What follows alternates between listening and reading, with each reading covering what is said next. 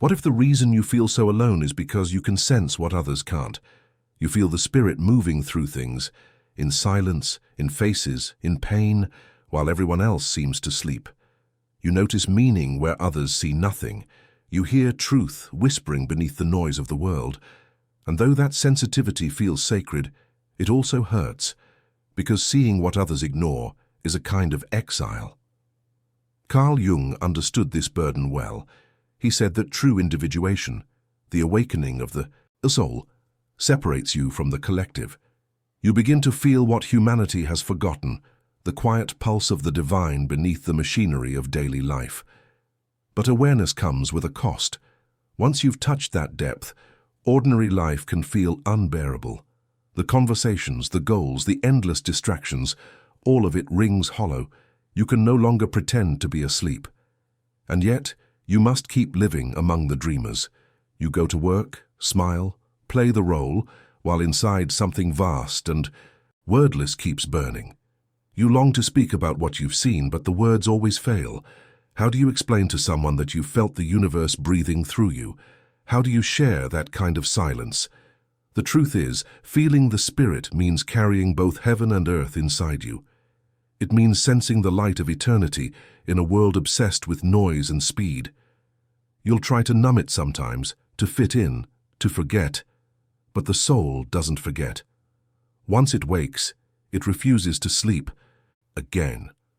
So yes, there is a price to this awareness: isolation, misunderstanding, exhaustion. But within that price lies the rarest gift: clarity.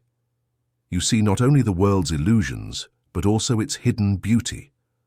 And in that seeing, you become a bridge between the sacred and the ordinary, between the sleeping and the awake. If these words resonate with you, it's because you've already begun to remember. Subscribe, leave a like, and tell me in the comments. Have you ever felt awake in a world that still sleeps?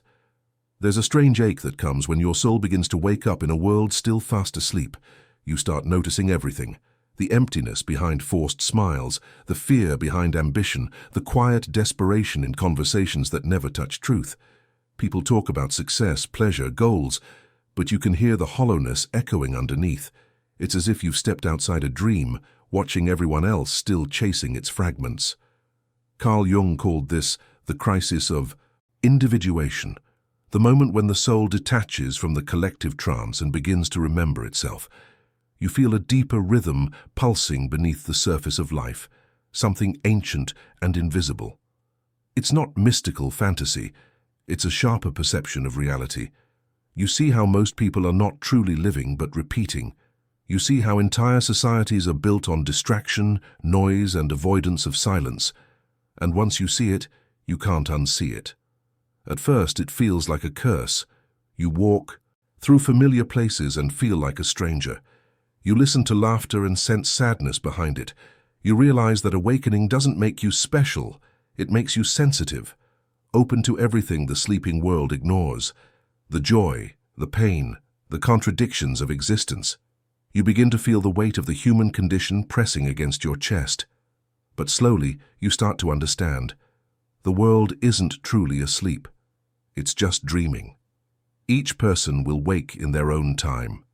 Your task is not to shake them, but to keep your own light steady, to be a quiet reminder that something real still moves beneath all the noise.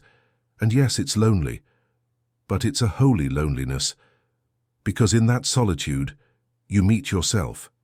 You discover that the soul doesn't need an audience, it needs truth. So when you feel like the only one awake, don't despair. You're not ahead, you're just aware. You've seen the dawn before others open their eyes. There's a fatigue that goes deeper than the body, a kind of soul tiredness that comes from feeling too much. When your awareness widens, everything touches you: the sadness of strangers, the noise of cities, the weight of collective fear. You start to sense the emotional undercurrents behind words, the silent pain behind faces. What once passed unnoticed now enters you fully, and there's no off switch.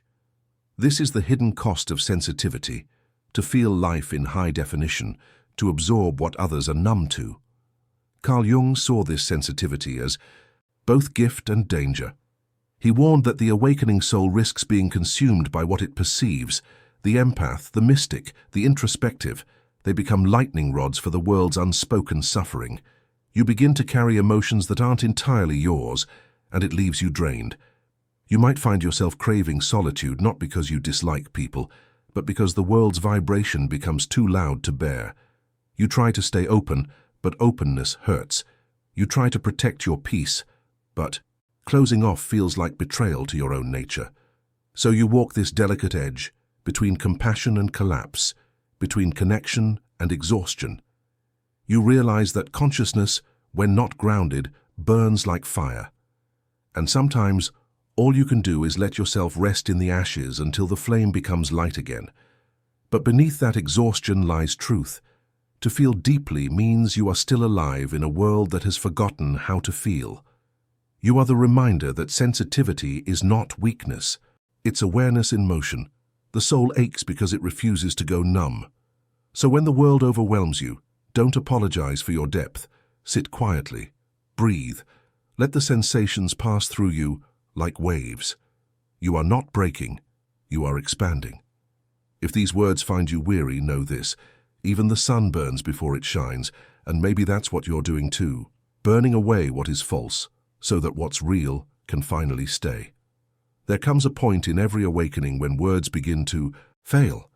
You stop trying to explain what you feel, not because it isn't real, but because language seems too small for it. The things that move inside you now exist beyond vocabulary.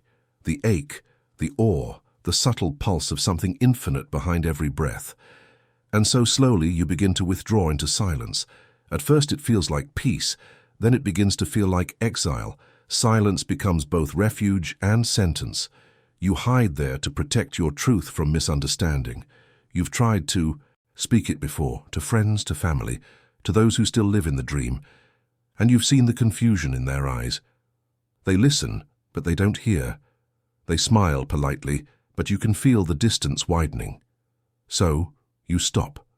You retreat into your inner world, where words can't distort what you know. Silence becomes the only place that still feels sacred. Carl Jung understood this withdrawal as a necessary passage. The awakened mind needs solitude to integrate what it has seen. But too, much silence can turn heavy. It can start to feel like a wall between you and life. You want to connect, but the truth has made you different. The conversations you used to love now echo with unreality. The noise of the world feels unbearable.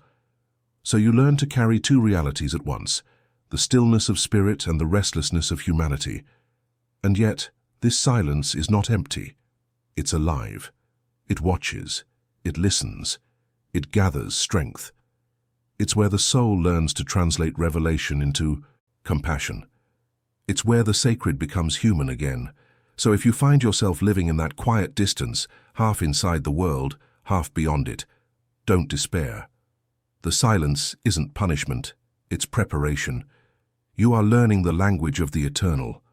Tell me in the comments, do you also feel like the world sleeps while something in you has already awakened? You are not as alone in your silence as you think.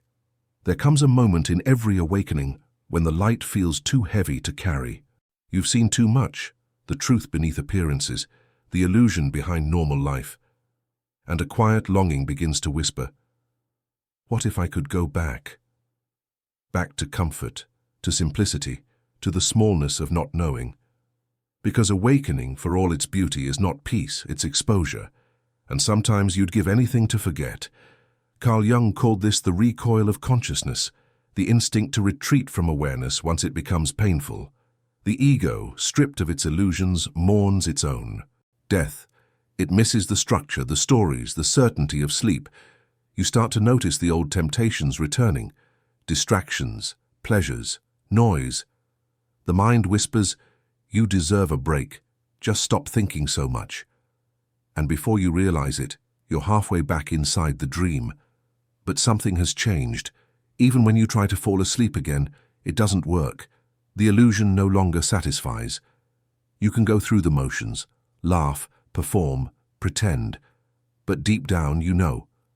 You've seen the machinery behind the stage, and the show has lost its magic. The soul cannot unknow what it has felt. The veil, once torn, refuses to mend. This is the hardest part of awakening, when consciousness becomes too heavy and ignorance too small. You stand between two worlds belonging to neither. The spiritual ego may tell you to rise above it all, but the truth is humbler. You're being asked to stay awake through the discomfort, to hold your awareness even when it burns, to learn that enlightenment isn't escape, it's endurance. So yes, you'll feel the temptation to fall back asleep, everyone does, but remember this: you didn't wake up to be comfortable. You woke up to be real. And reality, though it wounds, also heals in ways illusion never could. When the darkness feels too heavy, rest, but don't close your eyes. Because every time you choose awareness over comfort, the spirit within you grows stronger. You've tried to go back. You've tried to quiet the awareness, to lose yourself again in the rhythm of ordinary life. But something inside refuses. No matter how far you run, the spirit follows, patient, unrelenting, watching you through the cracks of your distractions. You can silence your mind, but not your soul. Once it has awakened, it does not forget the taste of truth. Carl Jung understood this as the force of individuation, the movement of the psyche toward wholeness, whether you cooperate or not. The self, the deeper center of being, pulls you toward integration the way gravity pulls the tide. You can resist, but resistance only delays what's inevitable. The awakening you thought you could pause is not a phase, it's a birth. And births are not gentle. You may find yourself haunted by strange synchronicities, moments when life seems to whisper your name, when coincidences align too perfectly to ignore.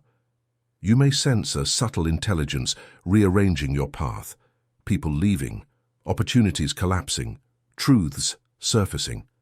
It's not punishment, it's precision.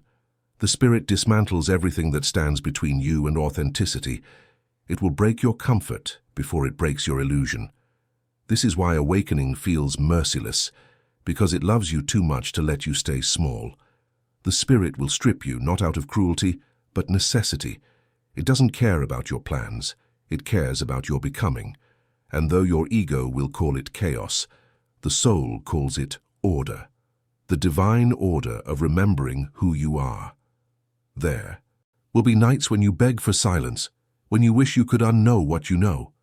But deep down a quiet voice keeps whispering, you asked for truth. And truth never lets go. So stop running. Stop trying to unsee. The spirit that wakes you also holds you. Let it guide you through the storm, not to escape the world, but to finally live in it with eyes wide open. Not everyone will understand what you've seen. They might admire your calm, your depth, your strange silence, but they won't. See the fire behind it. They'll think awakening is peace when in truth it's perseverance. Because once the spirit opens your eyes, you begin walking a road most people will never set foot on, a narrow, invisible path that asks for everything you are. Carl Jung once wrote that the privilege of a lifetime is to become who you truly are. But privilege does not mean comfort. The path toward authenticity is not crowded, it's carved in solitude. You start to notice how few are willing to question the narratives they've built around themselves. Most will defend their illusions because the illusion feels safe, and as you continue forward, you realize that awakening separates not through superiority, but through honesty. The few who walk this road aren't chosen. They're simply the ones who stopped lying to themselves. There is beauty in that isolation, but also sorrow. You will outgrow people you love. You'll find yourself in rooms that no longer feel like home. You'll speak truths that others meet with silence, and still you'll keep walking. Because once you've glimpsed reality, pretending no longer works. You learn to carry your loneliness with grace, as a companion rather than a curse. And then, every so often, you'll meet another traveler, someone whose eyes hold the same quiet knowing. No words needed. Recognition alone feels like a homecoming. The few who see each other in this way form a silent brotherhood, not of belief, but of being. You don't need to belong anywhere when you belong to truth itself. So yes, the path is narrow, and yes, it's lonely, but it's real. And that's enough. Tell me in the comments, Do you also feel like you're walking this invisible path, awake among those who still dream? Your voice might remind another seeker that they're not walking alone. After the chaos, the silence, and the loneliness, something begins to shift. It's not dramatic. No sudden enlightenment. No divine explosion. It's quieter, subtler, almost tender. The light that once struck you like lightning begins to soften, to settle. It no longer burns, it warms. You begin to understand that awakening was never meant to be a moment of ecstasy, but a process of integration. The Spirit doesn't want you to escape the world. It wants you to stay and see it clearly. Carl Jung often warned that those who reach too high without grounding risk losing their roots. True awakening isn't about floating above life, but allowing the sacred to live through it. You start to realize that you don't need to chase truth anymore. It's here, in your breath, your steps, your smallest gestures. The same awareness that once tore you open now fills you quietly, like sunlight through the window of an ordinary morning. You begin to live differently. You stop reacting so quickly, you listen more, you laugh more softly. You notice how beauty hides in plain sight, in the cracks of a wall, in a stranger's eyes, in the simple act of being present. The need to be spiritual fades, authenticity takes its place. You're no longer reaching for the divine, you're remembering it in everything. This is the light that learns to stay, the one that no longer needs to prove itself. It doesn't preach, it doesn't demand, it just is. And when it lives in you, people feel it, not through your words, but through your presence. You carry a calm that tells others, it's safe to wake up. The awakened life isn't about escaping pain or avoiding the noise. It's about carrying the stillness through it, about shining without effort, staying without fear, loving without condition. Because when the light finally learns to stay, you realize it was never trying to leave. It was only waiting for you to stop running. Clarity is a strange blessing. It gives you sight, but it also takes away illusion. And that's not an even trade. Once your perception sharpens, you start to see everything more truthfully. The beauty, the fragility, the pain. You can no longer hide behind denial or distraction. You see the world exactly as it is, radiant and broken at once, and in that double vision lies both freedom and grief. Carl Jung understood this paradox deeply. He said that to see clearly is to hold opposites without being torn apart by them. You begin to realize that light and darkness are not enemies, but partners in creation. Every joy carries sorrow, every loss hides meaning. The more you awaken, the more unbearable and magnificent existence becomes. Because awareness amplifies everything. You feel the suffering of others as if it were your own. You sense the silent cries behind smiles. You carry the pulse of humanity inside your chest. But clarity, when guided by the heart, becomes compassion. You stop condemning and start understanding. You see that ignorance is not evil, it's simply sleep. You stop judging the sleepers and start loving them quietly, knowing how fragile the moment of awakening truly is. This love isn't sentimental. It's raw, patient, steady. You begin to serve life not by preaching truth, but by embodying it. Still, clarity has its weight. There are nights when you wish you could unsee, unfeel, unknow. You crave the dull comfort of blindness. But the awakened eye cannot close. It can only soften. You learn to let the truth live in you without bitterness, to witness the world's pain without drowning in it. This is the mature stage of consciousness, when understanding no longer isolates, but connects. When you stop fighting the burden of seeing and begin to carry it with grace, because the clearer your vision becomes, the gentler your soul must be. When the journey ends, you realize it was never about escaping the world. It was about learning how to truly be in it. You return carrying the quiet wisdom of everything you've seen, the darkness, the light, the silence, the fire. The noise of life no longer swallows you. You walk through it with a stillness that wasn't there before. Not detached, but anchored. You've learned to see, and seeing has made you human again. Carl Jung said that no one becomes enlightened by imagining figures of light, but by making the darkness conscious. You've done that. You've walked through the shadows of your own mind and found the sacred hiding inside them. Now you move differently, not chasing meaning but living it. You no longer need to talk about awakening because your very presence whispers it. Awareness has become ordinary, and in that ordinariness lies the true miracle. Returning doesn't mean forgetting, it means embodying. You bring the spirit back into the simple, washing dishes, holding someone's hand, watching the light fade from the sky. You see the divine not as something above, but as something within. Every moment becomes holy because you finally understand that nothing is separate. The awakened one does not stand apart from the world. They walk within it, gently, with eyes open. You know now that awakening isn't a destination. It's a way of moving through life. A quiet promise to remain aware, to stay kind, to keep your heart open even when the world closes its eyes. You are no longer searching for the spirit. You are the place where the spirit sees itself. And if you've walked with me through this entire path, through exhaustion, silence, clarity, and light, then maybe something inside you has begun to wake too. So before you go, breathe, reflect, and tell me in the comments, what has awakening taught you about being alive? If this journey spoke to your soul, subscribe, leave a like, and join me for the next video, where we'll dive deeper into the mysteries of consciousness, spirit, and self. Because awakening isn't the end of sleep, it's the beginning of seeing. And once you've seen, you can finally start to live.